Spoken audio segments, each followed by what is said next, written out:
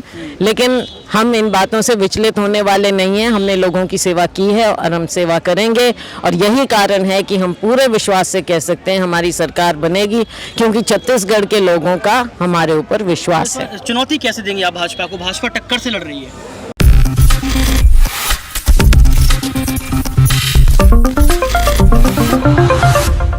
5 राज्यों के विधानसभा चुनाव की तारीखों का ऐलान किया जा चुका है चुनाव आयोग की तरफ से।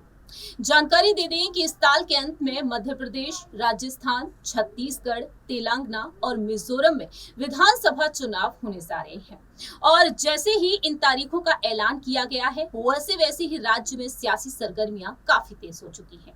इस रिपोर्ट के जरिए आपको जानकारी देने जा रहे हैं छत्तीसगढ़ के विधानसभा चुनाव के बारे में। नमस्कार, मैं प्रांशु राठौर और आप देख रहे हैं नेक्स्ट 9 न्यूज। दरअसल आपको बता दें कि छत्तीसगढ़ के विधानसभा चुनाव को लेकर भी हर एक राजनीतिक दल की तरफ से जीत का दावा किया जा रहा है। आपको बता दें कि 7 नवंबर और 17 नवंबर के दिन इस राज्य में 90 विधानसभा सीटों को लेकर वोटिंग होगी, और नतीजे यहाँ पर मतगणना जिस तरीके से की जाएगी वो दिसंबर के महीने में की जाएगी। आपको बता दें कि 3 दिसंबर के दिन यहाँ पर मतगणना होगी, यानी कि नतीजे सामने आएंगे, और तब जाकर मालूम पड़ेगा कि आखिरकार सत्ता में यहाँ पर कौन सी पार्टी आती है।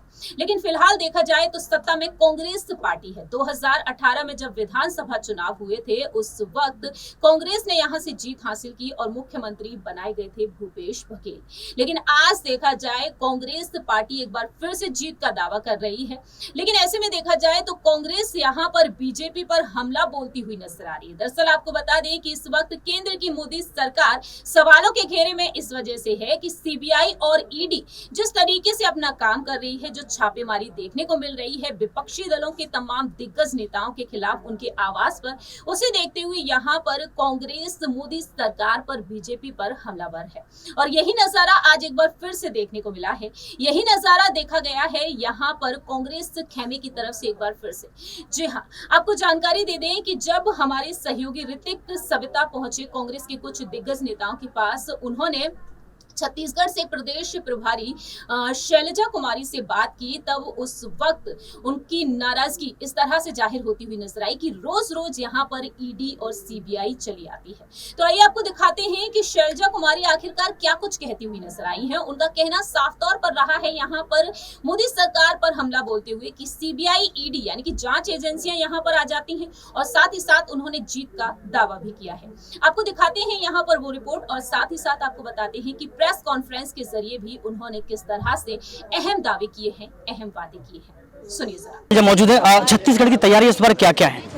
पूरी तरह से तैयारी है, केवल इस बार नहीं, चुनाव के समय नहीं होता। 5 साल से हमारी तैयारी चल रही है, क्योंकि 5 साल से हमने काम करके दिखाया है। लगातार भ्रष्टाचार के आरोप लगाए जा रहे हैं छत्तीसगढ़। आरोप लगाए जा रहे हैं, रोज ईडी को भेज देते हैं, रोज छापे डालते हैं, लेकिन हम इन बातों से विचलित होने वाले नहीं हैं। हमने लोगों की सेवा की है और हम सेवा करेंगे, और यही कारण है कि हम पूरे विश्वास से कह सकते हैं हमारी सरकार बनेगी, क्योंकि छत्तीसगढ़ के लोगों का हमारे ऊपर विश्वास है। चुनौती कैसे देंगे आप भाजपा को? भाजपा टक्कर से लड़ रही है। भाजपा ने लगातार कह दिया कि इस बार छत्तीसगढ़ की जनता कांग्रेस को। हम भाजपा को चुनौती नहीं दे रहे, वो प्रयास कर रहे हैं, हमारे पीछे आ रहे हैं वो, तो चुनौती हम भाजपा को नहीं दे रहे। हमें विश्वास है छत्तीसगढ़ के लोगों पर।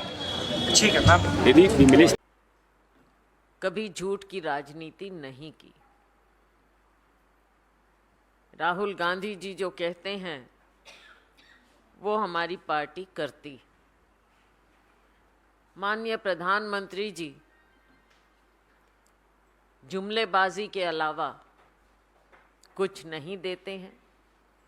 आप याद कर लीजिए 15 लाख की बात, और आज के दिन भी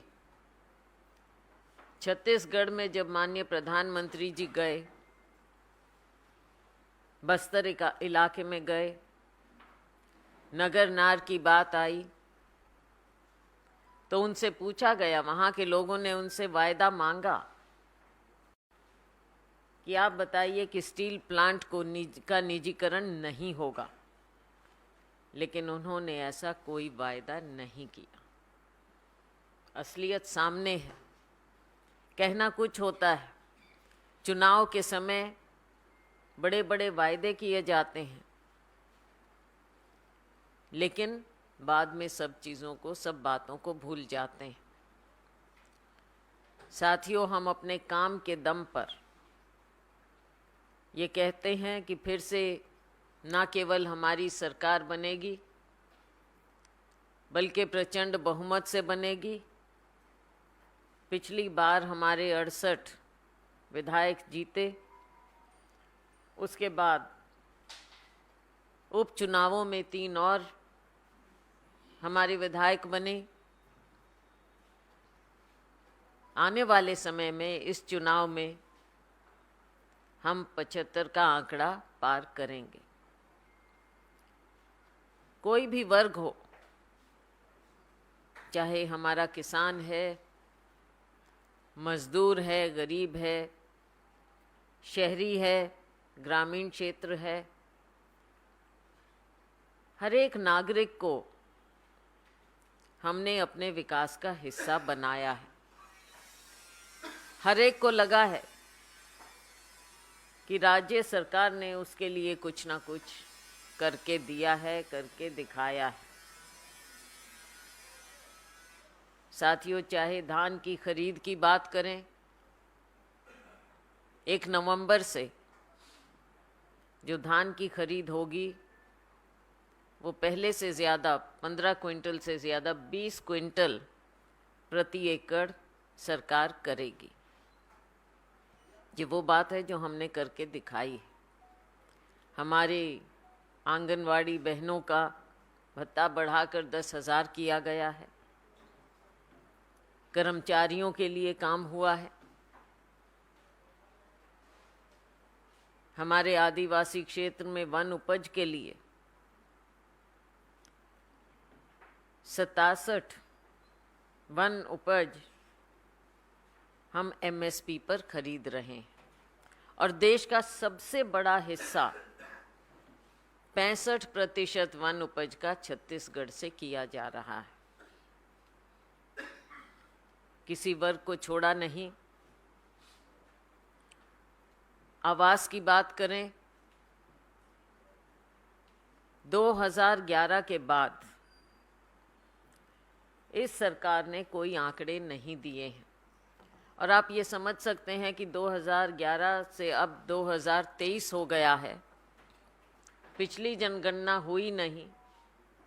जो ज़रूरतमंद लोग हैं उन्हें अपने अधिकार से वंचित रखा गया है, या सरकार को जो उनकी सहायता करनी थी वो आंकड़े सामने ना लाकर न जाने कितने अनगिनत लोग हैं जिनको सरकारी स्कीमों से फ़ायदा नहीं हो पा रहा है। इसे देखते हुए छत्तीसगढ़ में हमारी सरकार ने भूपेश बघेल जी के नेतृत्व में सभी सहयोगियों ने सबने मिलकर फैसले लिए और हमने 10 लाख लोगों को आवास देने का प्रबंध किया। आपने सुना कि किस तरीके से शैलजा कुमारी यहाँ पर अपनी बात रखती हुई नजर आई हैं। अब ऐसे में देखना यही दिलचस्प होगा कि आने वाले समय में क्या वाकई में यहाँ पर कांग्रेस एक बार फिर से सत्ता में आएगी या फिर नहीं। 90 विधानसभा सीटों में से देखा जाए तो आखिरकार कौन सी पार्टी ज्यादा से ज्यादा विधानसभा सीटों पर जीत हासिल करती हुई नजर आएगी। इस खास रिपोर्ट में इतना ही। बाकी की तमाम अपडेट्स के लिए आप देखते रहिए नेक्स्ट 9 न्यूज।